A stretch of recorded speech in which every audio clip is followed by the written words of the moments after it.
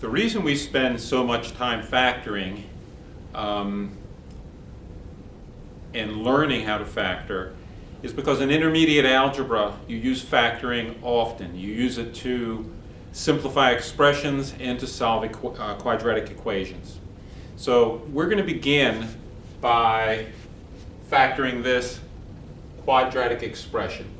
Notice that there's an x squared term here which makes it quadratic, and that the coefficient of that x squared term is 1.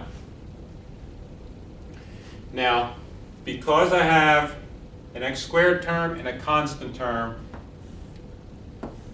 that's a hint to write two sets of parentheses, because I'm going to have, when I'm finished, two terms here, a binomial, and two terms here. Now, sometimes this process we're going to use is referred to as reverse FOIL, because when I finish, I'm going to check myself by applying the FOIL rule and seeing if this times this gives me this back again. Well, I know by the FOIL rule that first times first has to give me this first term here, this x squared. And that is the case. So my job then is to figure what two numbers I need to put in the last positions. Now, if you recall from the previous video, when the coefficient of x squared is a 1, then I'll be looking for two numbers that add to 5 and multiply to 4.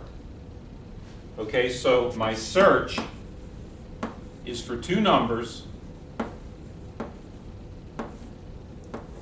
and I want these two numbers to add to 5, and I want them to multiply to 4.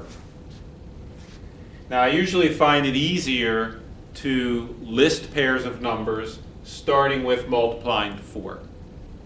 So one example would be 1 and 4. 1 times 4 gives me 4. Another example would be 2 and 2. 2 times 2 gives me 4. Now, I could also list negative numbers. However, there's no negatives in my quadratic expression here, so there's no reason to go into that. All right, so each pair here multiplies to give me 4. Now I look for the pair where when I add the two numbers, I come up with a 5. 1 plus 4 gives me 5. We're done.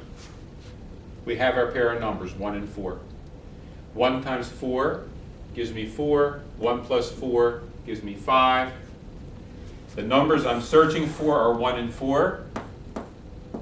I can write the 1 here and the 4 over here.